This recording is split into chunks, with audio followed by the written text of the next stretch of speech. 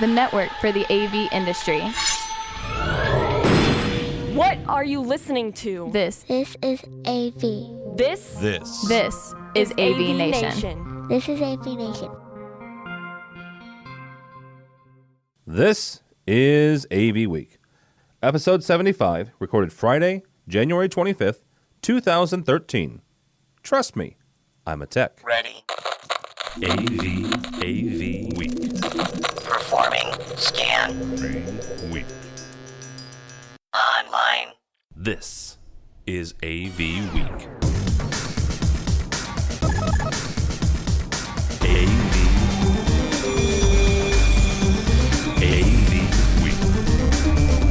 It's time for AV Week, your weekly wrap-up of audio-visual news and information. My name is Tom Albright. I'm your host.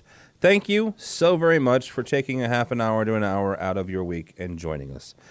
With us this week, her name is Dawn Meade. Her title, Goddess of All Marketing, AV, and Tenor Drums. How are you, ma'am? Very good, thank you. She happens to be with a company called Net AV also. I'll explain the tenor drums in a second. George Tucker is from World Stage. He is the engineering coordinator. He's also, Dawn's the left half of my brain, so George is the right half of my brain. How are you, sir? No, I'm just fine. Did it leave you with you're the medulla oblongata or something? What is that? If that, dude. Seriously? No. I'm the brain stem. No, Michael's the brain stem. I got nothing else. Be the heart and soul. Yeah, Adrian's the heart and soul. He is the senior systems designer for Avitecture. He's also a relatively recent defector from the great Midwest to the great out east. How are you, sir? I'm good. This week we're going to talk about a whole lot of stuff, including Atari sort of going bye-bye, but not really. And that's because all of us are of a certain age, which probably means we all played Space Invaders and, Star Wars Empire Strikes Back on Atari. Something about, I don't know, it's the age-old discussion about whether or not to buy physical media, whether or not to you just stream and stuff like that, so we'll kick that around. Also, the Microsoft Surface Pro, and that's in air quotes if you can't see me, and you can't because I'm not recording the video, it is going on sale. But first, one thing that Miss Goddess of All Marketing and AV and Tenor Drums has in common is our constant vigil that we hold for OLED. Is that accurate, Ms. Dawn? Oh, yes. I cannot wait to get one. Well, this comes to us from hometheater.com, and it's an interesting question, and honestly, this is because of CES and because of all the 4K that came out of CES, and George and I did a special for CE Pro about 4K and learned an awful lot about it. The question is this. Yeah, my head exploded. OLED versus 4K Ultra HD. Which technology do you prefer? So, Dawn, we'll kick this off with you. Which technology do you prefer and why? Well, I prefer OLED simply because it's just going to change the way we approach video in form factor. OLED is thinner. It can be made flexible. You can, instead of trying to engineer solutions, like if you're trying to put video around a pole, for instance, for a customer, or a curved surface, you can just slap a curved OLED screen on there and take care of it. It's thinner and lighter. And I mean, the whole vision of it 10 years ago when they were first bringing out the technology was, someday you can go to Best Buy or wherever to get your screen and have it rolled up like a poster, bring it home, unroll it and stick it on the wall. Now, I don't think it's going to get quite there, but that form factor, the fact that it's going to be so light, so flexible, and give so many more options, that's what really excites me. Although, I will say this, I'm getting greedy. I'm getting to the point where I want a 4K Ultra HD OLED because they're not mutually exclusive. One's the form factor, the technology that makes the image, and the other is the resolution of the image. So there's no reason you can't have both. Well, you just blasted this guy's article. You are correct though, and that was going to be my response when it got around to me. Is I want sorry. both of them. No, you're fine. No, it's perfect because you're right. They're not. It's not like you're asking me for chocolate or vanilla. It's chocolate or waffle cone. Well, I want both. It's called Neapolitan. All right, Adrian, you give it to me then. OLED or 4K or 8K Ultra HD. I don't care. UHD. Well, I look at it as, the content really doesn't exist in any sort of mass production, so it really doesn't matter. We just, most consumers, if you want to talk about, consumers, just spend a whole swack of money buying that high definition television and all those bells and whistles and Blu-ray, forced upgrade, right? So is someone going to turn around and go, oh, I need a new TV because it's Ultra 4K or Ultra HD or I need to have it? Probably not. Some of them.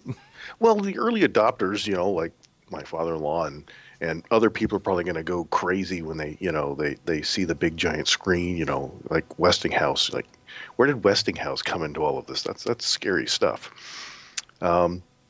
So to me, I'm undecided. It really doesn't matter to me. I'll go with the nice screen I've got until it blows up, and then I'll look for something new. But for industry-wise, we're going to start seeing the push probably in the next 2 or 3 years when that CE just walked by and has been bought and sold and all the bells and whistles goes, I want this in my boardroom or I want this in here, and then we're going to have to contend with it. When we looked at the article, it wasn't really an article. It was kind of like, here's some bullet points that happened at CES and give us your opinion. And so I did the little vote thing and they've only done 1,100 votes and change. And, 21% of the people go, they want, the 4K. 33% want the OLED. And then about 28% are in Don's boat. They want both. They want the 4K and the OLED screen. And then someone says, hey, 4% of those, I want the 8K. And then, 13% of the voting public in this article said they were undecided. So to me, I don't think it matters at the end of the day because it's going to be when you can actually buy the stuff and when there's really content to see it. Well, and that's a very good point. George, one of the things that came out of the special we did for the fine folks at CE Pro is the fact that 4K actually gives you a reason to like 3D. And don't throw anything at me. But it does. And so is that in combination, like Dawn and I said, that in combination with the fact that it's an OLED screen, and you know what? I'm sorry. I love emissive technology, and I'm going to get really geeky here and really engineering. My whole thing with plasma over LCD is the fact that an LCD is a freaking technological stained glass window, all right? And I don't care what the technology is when it comes to LCD, it's really, really hard to get blacks and really, really deep blacks when you're emitting a light through it. So when you're hoping for a light bulb to, the light to pass through it to create blacks, and that's why plasma to me will always be superior to LCD. Well, then you got OLED, which is emissive just like plasma is, and you got the thinness and the flexibility, like Dawn said, and then let's throw the UHD in there. So all of that said, which one do you prefer, or is you're going to throw the whole it's not exclusive thing at me? I'd like to say that it's not exclusive, although it depends on the OLED sizes. I mean, right now they're talking about maybe 84-inch. There's what they're mentioning a Samsung that's at 110. That's when 4K starts to make sense, I think. Right? Because 65-inch, I don't know if it's going to make that much difference to you side by side, really. Right? I mean, and every time we talk about this, and we did the special, the guy said to us that it was about that OLED will be what 4K needs, given this. And he didn't say this, but it had to be the right size. But 4K is a content methodology, and OLED is a display device. I know they're related, but it's a little different, isn't it? Well, I mean, it is. Asking if you want one or the other to me sometimes makes me think, well, no. We can have 4K on something else. He did say also that he saw 4K, and Don, this will get you excited, and me as well. He saw 4K walking hand in hand with OLED, just as flat panels were ubiquitous with the term HD. So think about 10 years ago whenever you bought a flat panel, the rise in popularity of HD mirrored the rise in popularity of flat panels. Let's just say, flat panels in general. Now, that did not mean that just because something was a flat panel meant that it was an HD TV, right? Right. And just because you had HD didn't mean you had a flat panel. I mean, you could get, a big screen, rear projection, HD television. You could get all sorts of things that produce an HD signal. Same thing here. He sees the rise in popularity of OLED being directly tied to the popularity of 4K UHD. So as one rises in popularity, the other one will as well. And so that, to me, is really kind of exciting. The other thing is, and it's kind of our next story, is the fact that Sony is starting to come out with their first 4K home theater stuff, right? We had Rich Fregosa on last week, and he went to CES, and one of the things that was interesting to me is Sony's position. Let's just put it that way. We spent last year on this show and in other venues kind of giving Sony a hard time because they feel that it felt, at least to me, like they had lost their way, right? CES 2012. They had just got done saying, "Yay, OLED," and "Yay, all this stuff," and suddenly at 2012 CES, they suddenly had something called Crystal, Crystal LCD, and you couldn't touch it, you couldn't mess with it. It was just crystal, and you couldn't see it. And the one thing that Rich said to me is that he went up to the Sony display, the Sony guys at CES this year, and asked where the crystal was, and they acted like they didn't know what he was talking about. They have gone back to, yay, OLED. And so, George, is this kind of their saying, yay, OLED, and also, here's our first foray into 4K? No, I think you have a solid point there. It's partly the attraction of the medium as well as the content improvement. I mean, granted, there's not much 4K out there yet. I don't know if there'll be anything soon. I think you'll see it more on the commercial and visualization side first, but before you see it in the consumer side. And by visualization, I mean like the flight simulators for training, the military stuff, the police training stuff. That's where I think the 4K, especially, and maybe even OLED, will be the at the forefront. And then as that becomes sexier and we get more consumer content, that's when it'll break. Just like with the flat panels in HD. There was lots of HD content out there, but it was very esoteric. I mean, even up to about 4 years ago, you had the HD network, which there was attraction was they did even the news in HD, and they had these art shows and these very esoteric, public access, but on steroids with HD. That it was the attraction of getting an HD television, but now it's everywhere. You can't not get HD. I mean, it's very hard. I still have a non-HD cable box for my old Sony Bravia, but just because that's what's in the playroom, and I'm not going to upgrade it till it dies a deadly death. You are subjecting your children to substandard television? Please, they watch stuff on their little iPods. They don't yeah, that's a whole other issue. our kids are just MP3s and compressed video. It's saddening. Don, is this a good idea for Sony? I mean, George mentioned the fact that some of the 4K stuff is going to be a little esoteric at first. I see that almost that plus and then some. Some of the military stuff is already at 8K, so they've already left us behind. In doubling that. Right. But is this a good idea for them to kind of get back into the swing of things? Maybe. I mean, somebody's got to do it, right? And why not Sony? Yeah, I mean, it gives them definitely an edge if they're like the first one or one of the first ones to jump in there. I mean, I'm just thinking back several months ago at this point, we did a show and we were talking about, I guess, the red cameras that were like the super high resolution. And at the time, the whole argument devolved into, why are we making the content when there's nothing to display it on? Well, why are we making the displays if there's no content for it? And so it comes down to when you've got the technology, somebody's going to make the jump.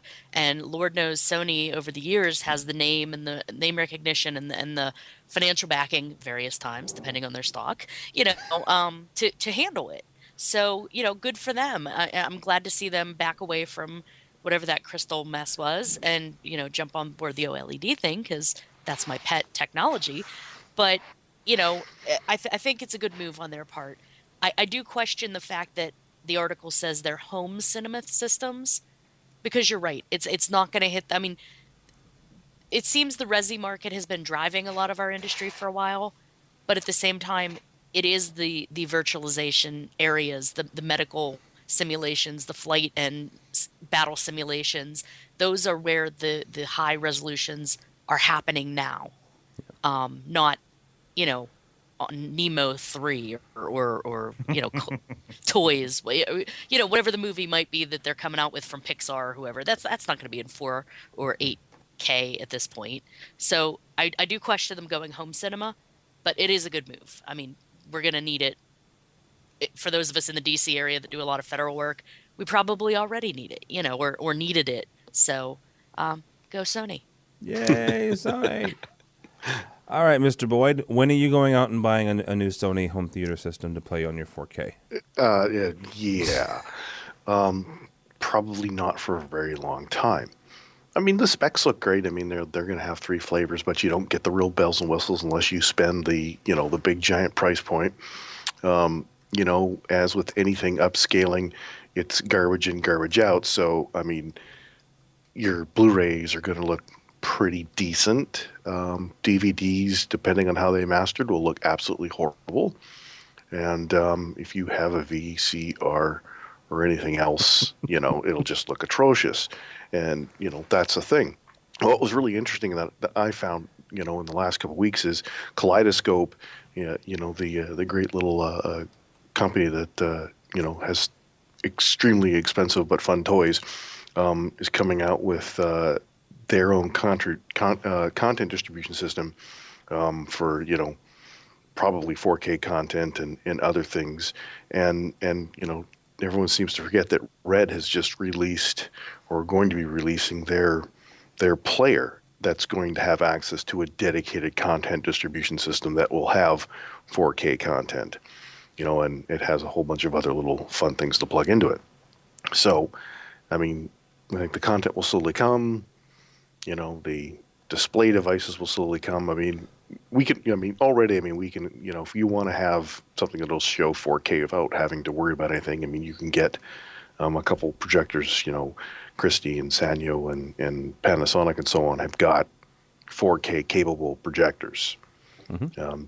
You just have to make sure you've got the right input cards and the correct connections to make it happen.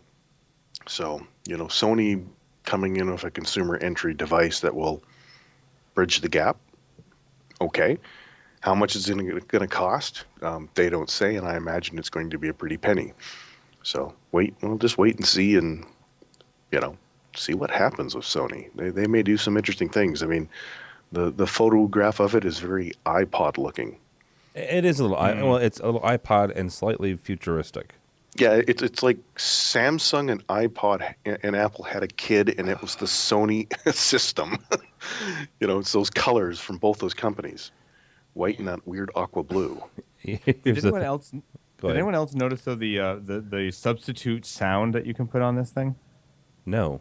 There's in the middle of the article, quote, while in football mode, pipes in pre-recorded audio captured from a Brazilian soccer stadium. I was like, why? I'm sorry, did Monty Python just step into the paragraph? And now for something completely different. Yeah, that was a little odd. I like the rejoinder, what happens in tennis? I'm like, yeah, exactly. Oh, there are all sorts of bad ways I can go with that one. All right. Although I do get to say the article does have a point. You can substitute canned crowd noise for the idiots commentating, commentators on some of these. If you watch certain networks covering football, you'd be glad just to hear cheering as opposed to whatever's coming out of their face. You mean like the network that's covering or giving us the Super Bowl this year? Anyhow, did I say that? No, I did. Isn't there a stadium? It, but... I used to work with one of those guys. Anyhow. Isn't there a stadium that pipes in crowd noise? Oh, there's all of own? them. I mean, there have been rumors for years, George, about various teams piping in, especially the domes. I mean, outdoors it's harder to do, but the domes, of which I live, half an hour away from one, has been rumored for years about that, about the Rams, the Vikings, the Lions, various places. Yeah. I'm just fortunate to be from a football city and live in a football city, both of which don't need fake crowd noise because we get it. And my favorite team doesn't either. And that's either. just from the tailgating area. Right? Exactly. Oh man. Yeah. All right. Moving on. Let's kick Microsoft around a little bit. Nah, it's sort of, not really. I mean, here's the thing. The Surface Pro comes out next month, right? And the Surface Pro, if you don't know what it is, it's their big boy. It's their big tablet. Their competitor to the iPad and to the other Android tablets. And here's the issue in our world of BYOB, bring your own BYOB. Reverted back to my college days. Bring your own device. Let's just stop with the acronyms. And as ubiquitous as Microsoft is, and as late as this thing feels, from my vantage point, this thing could be dangerous. And here's why. Yes, it's $1,000. It's $1,000 for the big boy, right? $900 for the 64 gig one. However, it's Windows 8, and everybody who buys a computer here in the near future that's what they're going to be used to. And so, in my world of education, you have professors who like things simple. They like to bring their own toys in. And hey, this tablet, which all the kids are raving about tablets, only it's the wrong one. This tablet has what I have on my office or my home computer. So why not bring this? So, Adrian, is this going to be a huge deal for guys like us who have to make these pretty devices talk with our projectors and our laptops, or our projectors and our flat panels? Potentially.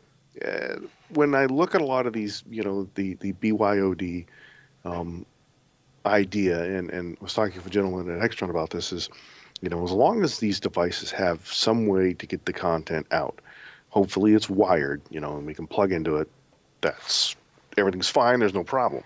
It's when everyone wants to do it wirelessly that we have to come up with these ingenious ways to bridge that gap, because no one likes to play nice with anybody. When I look at Microsoft and their whole Surface and all this stuff, the whole point of their Pro version is you're supposed to be able to run full versions of Windows products, or products that run on Windows 8 on this thing. So could you run AutoCAD on it? Probably. Could you run, Office and all of those processing and memory power, things like Photoshop and so on these things? Sure. Is it going to be a big change? I don't know. I mean, if Microsoft wants to send me a free one for me to play and test, send it to me, care of. What was interesting is when you look at the RT, they're talking about how they're going to come up with another version of the the cheaper model, and they're not going to force you to buy the keyboard. Because that's kind of been one of the sticking points with the Surface, was in order to get the most use out of it, you had to buy that keyboard cover and the clicky keyboard. Yeah, and it was like, it's an extra $130 on top of it, which was, people were like, it was really kind of throwing out the pricing scheme on this device. So it'll be interesting to see how these things start going through and how people start adopting them, and whether or not they'll make some inroads. They made this announcement on top of what they just recently said is they're going to be helping Dell go private in some shape or form. Huh? Yeah, well, Dell's been buying back stock the last little while, and Microsoft has been kicking in some money to help that happen. Do you know why they're doing that? I'm thinking potentially is that they may be working on something to either blow Apple or Samsung out of the water in terms of a portable device, or who the heck knows what. I just thought they're going underground because they're the ones who killed analog. I'm just saying, Go ahead. Sorry. This is going to be interesting I think the next 6 months in the terms of mobile devices, because some of the other big things that came out of CES, if everyone was paying attention, was the speed and processing power of mobile chips that a lot of these mobile devices run on, and just how we're now seeing more and more, I would say kind of bridging devices, cheating devices into getting content out of your mobile phone or out of your tablet device or whatever it is to a display. So, there's all sorts of these little companies that are jumping out of the woodwork that, you plug it into your TV and now I can send whatever wirelessly from whatever device I have to my television. And I think in the next 6 months, we're going to see a lot more of these kind of, bridging devices showing up, and more access in these tablets, in these mobile devices, that it's going to start causing us headaches, because it's going to happen where someone walks in and going, I want to plug my phone or I want to do something with it, and how do I make that happen? George, Adrian brings up a good point, not just about the Surface, but about the whole, bring your own device thing. In the live world, I'm imagining you don't have that, but you guys also do a fair amount of installation. So is this something that you have to worry about? Yes and no. I mean, we have a couple of installations in which the head of technology in that institution is actually instituting that. There you go. Two times I did that. Very nice. And we're kind of excited about it, because when we talked to this client a number of years ago, we were suggesting something of the ilk, but it wasn't there infrastructure-wise. You just couldn't really support it, right? So yes, we do go up against it. In the staging world, actually, though, there are lots of BYODs. There's a Mackie DL1608 mixer that actually uses that iPad as its main control surface. You can connect to it Wi-Fi and stuff like that. So if you have an iPhone, you could kind of do it. But for mixing, you need a bigger surface. On purpose? Yes, on purpose. There is no other part of that. What my thing with these things is that they are devices. They are content or control devices. But something like the Surface, at least the real one, and Adrian hit on this, it's a productivity tool. I can't write and create on an iPad. Maybe it's just me. I would have to have that little keyboard that some of those little, ancillary manufacturers make for the iPad. But I have to have that keyboard. Maybe I'm a fossil, but that was sort of what excites me about this Surface, except that it has Windows 8. And I keep asking, how much for the downgrade? Because I could use it. Oh, nice. Right. Yes. Now, I know that Windows 8 gives you the ability to go back old classic Windows look. Yeah, the Surface just doesn't work for me. All right, Don, first of all, tell George that he's a fossil, and then second. Actually, no. I'm backing up George here. For those of you that for those of you that still play on Twitter, yesterday was our AV chat, which we have every couple of weeks. The topic was this very topic. We were talking BYOD, we were talking tablets, we were talking smartphones. And a couple of people came up with this idea that, what do we do in meetings? Some people were talking about bringing their iPads or whatever. I usually bring a little tiny netbook that has a proper keyboard on it. And that was kind of the prevailing attitude was, the small, lightweight things like the tablets are great, but sometimes we just want to type. I believe that's what Verl from Revenue said. He says tablets are good enough for most meetings, but people still want to type things.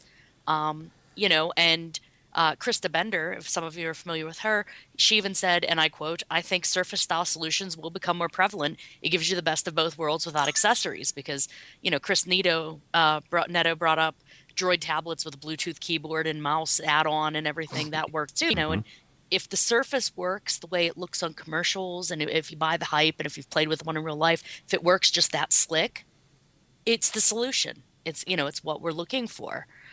So I got to back George there. It's not a fossil thing. It's like where most people. It's a productivity thing. I have a tablet that I love, but I can't use it in meetings because I can't type.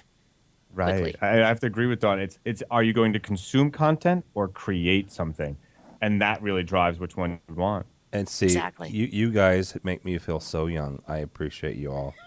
Here we go. Here we go. I've had my iPad 3, which I'll call it an iPad 3. It's the new iPad. for about a year now, right? And the reason I got it is for graduate school. I'm not an overachiever like Dawn getting 2 grad degrees, just 1. By the way, congratulations again to you. Thank you. Because she just finished up. I just getting the 1, right? And so the reason for that was twofold. First of all, it was a use case for me. It was an expensive use case, but it was a use case. I saved about $300 in book fees. In other words, the books that I purchased to read on the iPad through the Kindle store, so using the Amazon Kindle store. I saved $300 in the price difference between the virtual one, the ebook version, and the physical one. All right. So let's say that then it cost me $200 for an iPad. Then, right? Well, not only did I do that, but I took all my notes on the iPad without an ancillary device. I used just the actual keyboard on purpose to see if I could do it, and I loved it. I really, really did. The only thing I'll say is that I didn't use the built-in Notes app. I bought something called Notes Plus, which my buddy Michael Drainer turned me on to, but it was an app. It wasn't a secondary device. It wasn't anything. It was simply a note program. And you can do it handwriting, but I chose to do typing because, well, my handwriting sucks. So, but it was fine. I liked it. And the only thing I haven't done on it yet is I haven't actually written a blog post yet. And I guess maybe that's where the content creation part comes in. Maybe that'll be my next test case to see whether or not it really does work for that. So, Well, and that's not to say that you can't use quote unquote traditional tablets for content creation, because I mean obviously you can. I have a first generation Kindle Fire. It's not even the new shiny easy to use for productivity one. It's the old one. And I put it again, an app that lets you do notes and you do handwriting or typing, and so I have taken notes on it. I have used it for productivity. All right, guys, from Mashable, technology ranks the world's most trusted industry ever. From Zoe, I think it's Zoe Fox. Let's just call it the person that wrote this Zoe, because it's Zoe. Basically saying that technology is the most ever, and that's 2 years running. George, should it be? Because, and the reason I'm asking is because we've talked an awful lot in the last half an hour about things like bring your own device and the unimaginable uncertainty in bringing your own device. You worked for a company at one time, a control manufacturer who, has been either praised or, demonized unfairly on both ends, actually, because other ancillary devices don't work with them. Should technology be the most trusted industry? Depends on how you take it, I suppose. I mean, there could be the foreboding one that says you shouldn't trust it at all because they know everything about you now and they're soon to take over the Skynet system thingy, right? Yeah. That thingy, sorry. But you know what? Reading the article and thinking about it for a day or so, the reason that pops out to me, and the article mentions this, is that it anticipates needs and satisfies a desire for gaining something, particularly here information or content. Yeah. So technology, I think, in these people's views that took this 20-minute survey. So we're not talking about people who idly answered a question. They went through a 20-minute survey. Yeesh. It breaks the 3-second rule. It wasn't a Survey Monkey one. Is that what you're saying? Yeah, exactly. So these are people, I guess, who thought about it and got through the end of it. That's what I think they're seeing here, is that I trust it because they're always giving me the answer I need, and it's providing me with the information to make it correct.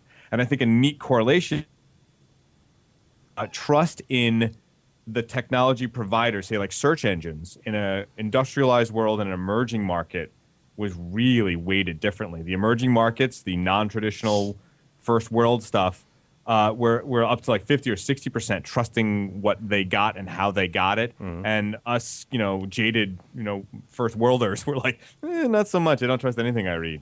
So, I can see that differential. And yes, for the most part, I think they should be trusted. Now, whether or not you're trusting the tech support people or the infrastructures that made it, that's a different story. And it depends on which office I call. If I call Chicago. All right. Dawn, the goddess of marketing, let's put that head on for you. Seriously, because this is something you could take and run with. Should we be the world's most trusted industry? Compared to some of the other industries that were ranked, like financial services and media, that's a gimme. energy, Do pharmaceutical. financial services even make it? Yes, at the bottom. Compared to all those people, heck yeah, we should be trustworthy. I think the thing is there's a couple different ways to look at trust. First is trusting your provider. And I think as an industry, we're very good people for the most part. You always have a few trunk slammers and always have a few idiots that are just out for a buck. But for the most part, the people that I've run into in the industry, do your things work? Genuinely tend to care if your needs are being met by their products.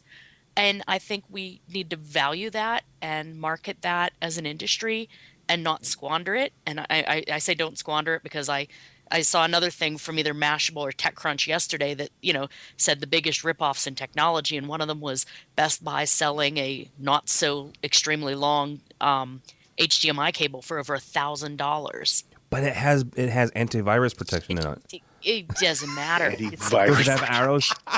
Does it have arrows pointing which way the electrons go? You can make crap up all day long. Do I need wooden blocks for it? Oh, jeez. That's the kind of thing that is trust in industry.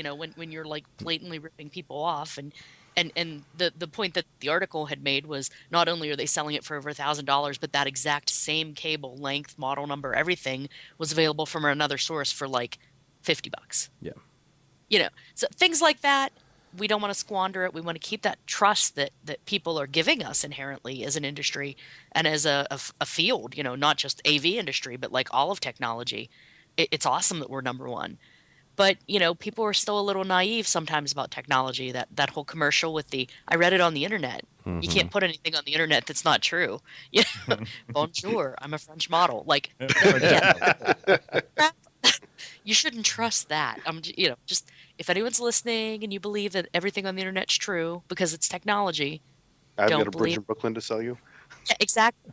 But I think from a marketing standpoint, we can totally take advantage of this study and let people know.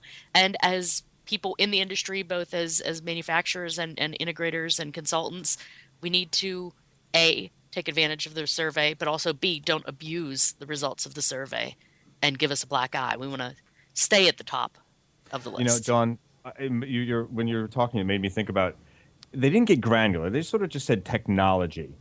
Now, jumping in here, my opinion is that the financial people should have been at the bottom of that sinkhole in Brazil that no one can see the end of, that happened in the middle of a town. But I bet you if they got granular, like, okay, in technology, do you trust, say, your cell provider?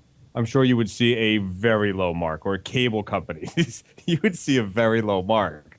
So once you get inside of the technology, I think you get a wide diversity of opinions on what exactly in technology is trusted and what is not. But the fact, though, George, that the median, the nominal level, was higher than anybody else's, even including those couple of areas that I'm sure brought down our average, is remarkable. I mean, think about it. True enough. If cell companies weren't included in this number, how high would it have been? Well, and are the cell companies in our number, or are they down with telecommunications a good 20 plus? Yeah, that's good. So, well, what's interesting is all of these metrics, all these things that they list, with the percentages, they all use technology. Well, that is true. Yeah, I see. Nowadays, what doesn't? Yeah, exactly. So, I looked at this and I thought, oh, this is kind of cool and this is interesting, but what it kind of really didn't, as George is saying, getting down to those granular things, is the value, what is this value that it brings to customers, and this is this why they're trusting it, and look at that. It's a very interesting study. I would have liked to have seen more of the information that they use to kind of get this, like some of the questions that they used in this 20-minute survey to develop this, because I think that would have given us a lot more of an idea of what these things are and how they're kind of gauging this level of trust and getting these numbers.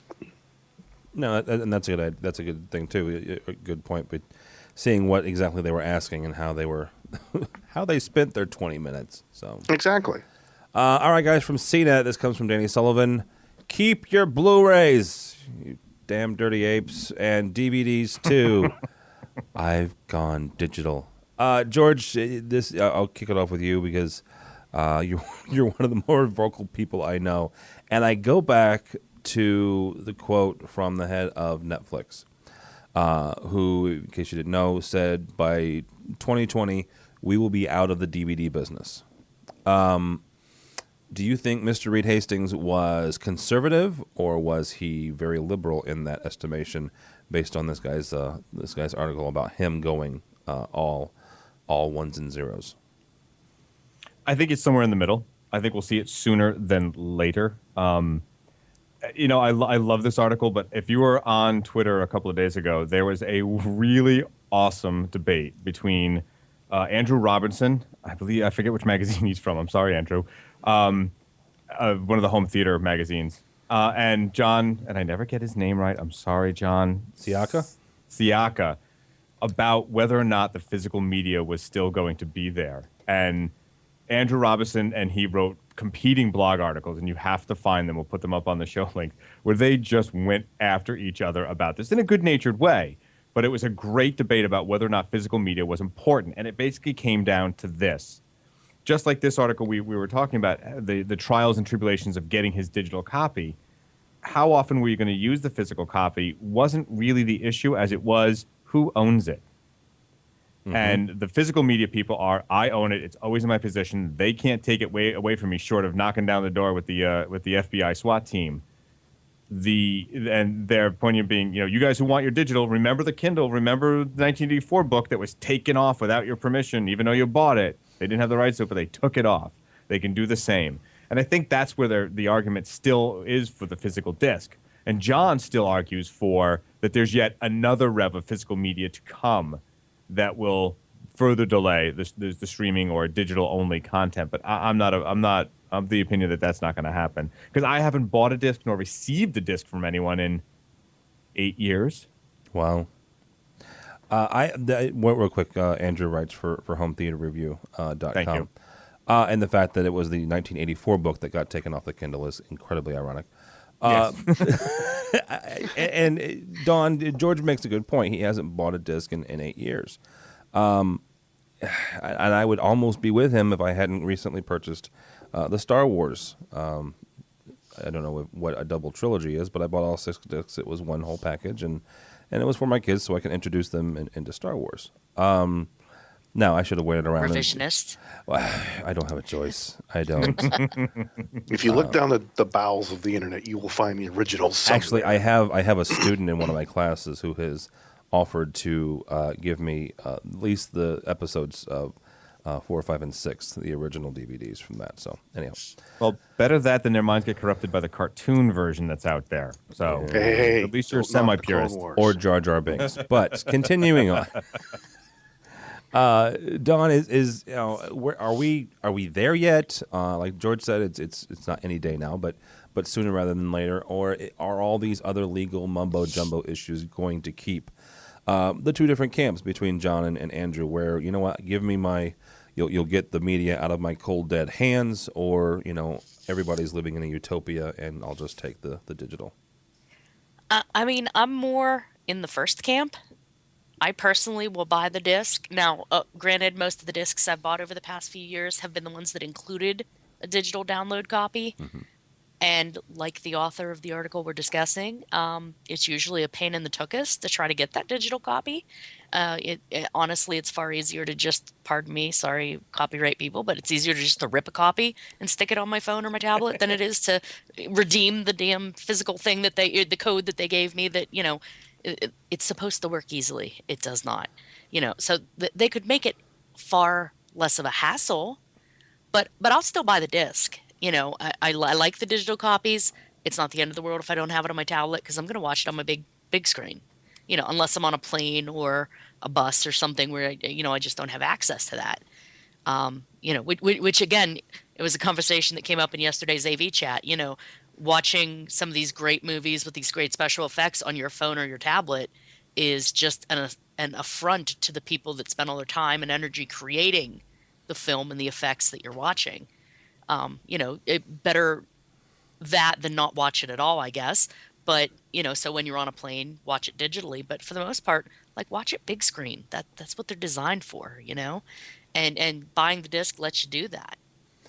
You could download it and play it through a player on your big screen, but I want to own my thing, I want to have it in the basement so that my kids and my grandkids have to like clean it out when I die, like I do with grandma's records and Holy things cow. and 8mm films. That's the kind of what you do. Right? Why did she buy the trilogy for Saw? I think there's like 8 of those films now, not a trilogy. Yeah. But and besides, if we didn't keep buying the physical copies, why would I own like 7 or 8 copies of the Star Wars trilogy? Because my husband keeps buying them every time a new media comes out. That's why. But and that's why I like Harry. It's part of the fun, though, right? Yes, it is. And you know what? Every time George Lucas will do something different to it. It's not George Lucas anymore. Well, that's true. Yeah, now it'll be. It's Mickey. I almost said Michael Eisner. Wow. J.J. Abrams. Yeah. JJ's doing the episode 7. Adrian, I kind of did this again. I do experiments with like this. I purchased the Game of Thrones, the season 1, strictly digital, just to get the experience. I did it on Amazon, not because I'm anti-Apple. I have an iPad, and I kind of wrestled whether or not to do the iTunes version or the Amazon version, and so I've got it on Amazon, right? And I'm watching it via my Xbox because they have a player there, and I'm also watching it on my iPad, doing what Dawn said, watching it kind of on both. And you know what? I don't miss the DVD. I don't. And I know that's weird, and especially being someone of our age, but I don't miss having to replace the disc, because I can't tell you how many times I bought Cars or Toy Story 1, 2, and 3 because my children think that they're Frisbees. And maybe that's where I'm coming from too. I'm tired of buying. Well, that's why you buy the digital copy and you BYOD. There you go. My thing has always been that when you purchase digital content, you in theory don't really own it. You're renting it. And that's how it is. When you purchase a physical copy, you actually have ownership of that. When it's digital, well, how do you clarify ownership of something that's digital? Is it a key? Is it a code? Is it, do I download it and I've got something physical on a hard drive? What happens if the hard drive dies? Can I get it again? I mean, that's kind of been this painful growing pains with certain digital pieces of media. A couple years back, I purchased an album through iTunes, and for whatever reason or other, I had a hard drive fail, and that content was on that hard drive. It was corrupted, and this is before the Apple allowed you to re-download something you had purchased. So what did I have to do? I had to prove to Apple that I owned it so I could re-download it again, right? Mm-hmm. And have that, sort of a physical medium of some sort. And that's kind of always, I read this article, I'm like, I've had that exact same, gripe, I've had that pain, especially since I'm all of my digital content sits in the iTunes ecosystem. So, stuff that's ultraviolet doesn't work for me. So if I buy a physical content and it has, oh, cool, digital, oh, but it's ultraviolet. Great. It doesn't work for me. So now I have to, either find a way to get it ripped so I can have something digital so I can put it on the kids' iPads or push it where I want to push it and watch it how I want to watch it, right? And that's, I think, a lot of the frustration. I think that if we look who've got it right now, it's Disney. Because if you buy a physical piece of media from Disney for one of their movies, you get a Blu-ray version. You could get a 3D Blu-ray version. You get the DVD version, and you have your digital download of whatever that is. Which is honestly, I wish that they would all take a page out of that and say, I wish everybody would do that, because now what does that let me do? Okay, I can stick it on my Blu-ray player and watch it. I can take the disc and throw it in the car for the kids' DVD player and they can watch it, or I can push the digital content where I want to put it on the kids' iPads, the iPhones, whatever device it is, and I'm covered. And we've got that movie that the kids like, we can go send them off to do what their own thing is and watch our shows without them bothering us. And I don't have to buy 10 copies of Toy Story. So. Exactly, Right. because you have it in the format you need to do what you want to do. Yeah. And that's, I think, the frustrating thing about a lot of this is not being able to, I have display it how I want to display it, put it where I want to put it, and utilize it how I need to use it as a consumer. And every time these companies throw up either a check or a balance or some way to restrict that, it's a frustration. So what do I as a consumer do, or what many other consumers do? They try to find that outside of the normal systems, and then we can run into these issues with getting content in alternative methods. Let me just put it that way. Yeah.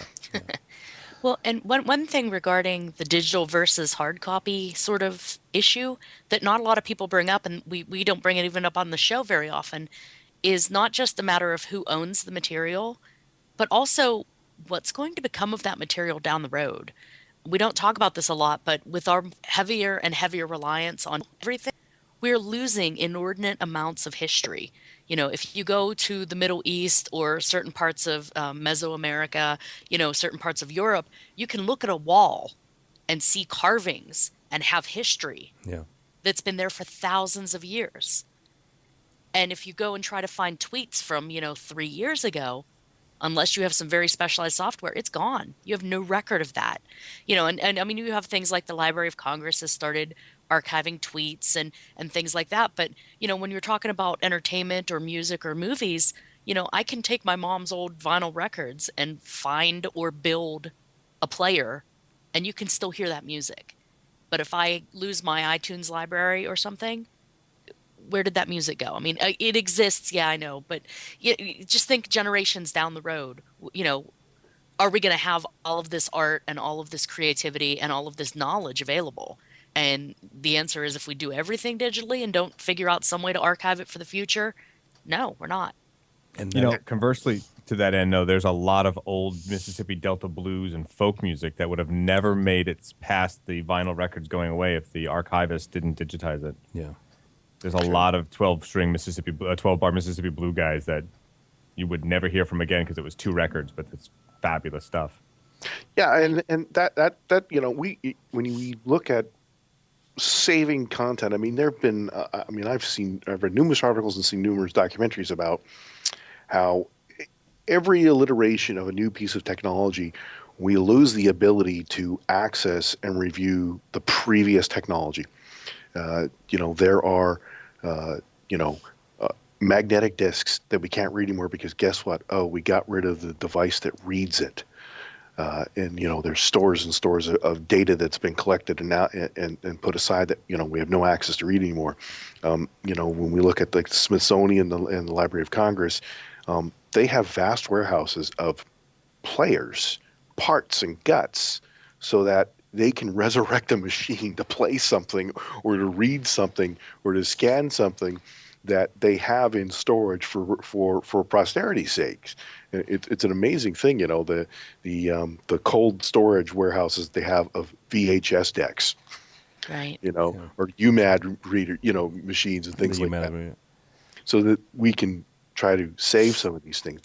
And when Dodd mentioned the tweets, I mean, I don't know if anyone had seen the article that just came out a few weeks back that the Library of Congress they found out that it's becoming near impossible for them to record and store the amount of tweets, that come out of Twitter, because we just storing them and allocating them and categorizing them has become this insane task, because the amount of data that we're sharing and sending on a daily basis.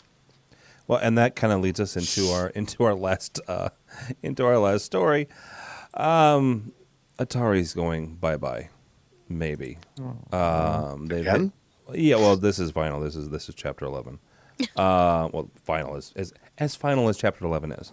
Because I know people that file for bankruptcy 2 or 3 times. But they have it's going bye-bye unless somebody buys up the rights to it. The one thing about Atari, and this is just as a total geek, and I'm not an Apple fanboy, but I appreciate Apple and what they've done. If you've ever read the Isaacson biography of Steve Jobs, this was one of Steve Jobs' first jobs. That's kind of weird to say. Back in the 70s, he used to work for the Atari guys, and there's still a lot of good things going on. You're talking about Pong and the Breakout, and like I said earlier, the Star Wars, Empire Strikes Back, and all the good games that kind of led us to where we are now, with Halo. So, a moment of silence, I guess, for Atari. All right, that's going to do it for this week. Mr. Adrian Boyd, the Senior Systems Designer at Avitecture. Thank you. You're welcome. How can people get a hold of you, find you, follow you, stalk you? Well, they can find me on Twitter. I haven't been as prolific as a Twitterer recently, but I am the AV CAD guy on Twitter, which is _AV_CAD_guy. And they can find me at Vector Sketch, which is still around. I have a blog there. I try to maybe write every once in a while. And everywhere else in the tubes and the interwebs. All right. Mr. George Tucker, the engineering coordinator for World Stage. Where can people find you, kind sir? I am the social media whore. I'm everywhere. But Tucker Tuesday on... Wow. I am Tucker Tuesday on Twitter. It's Tucker's Tuesday.typepad because I'm too cheap to buy a URL. You can find me on Chris Nato's Red Band bloggers for his AV Shout, Technology Tell, and mad ramblings in various and sundry places. Buy me a drink and I'll tell you more. All right. And the goddess of all AV marketing and tenor drums, and I'll explain that now. A couple weeks ago, my lovely bride and I got the chance to hang out with the Meades. The day that one Miss Dawn Meade won in the pipe at Winter Storm, a very nice tenor drum. Yes. Yay! It's very exciting. So, awesome. So you're at Net AV.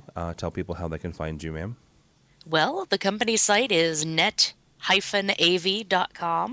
I also have my own blog, avdawn.com, and I'm on Twitter at avdawn, and a bunch of other places. I do want to just quick plug. I recently updated avdawn.com to include appearances because I'm suddenly teaching and speaking at a bunch of things over the next 6 months. So check it out. And if you're at any of those events or want to come to any of those events, come say hi to me. I'm always glad to talk to folks. Look at you go.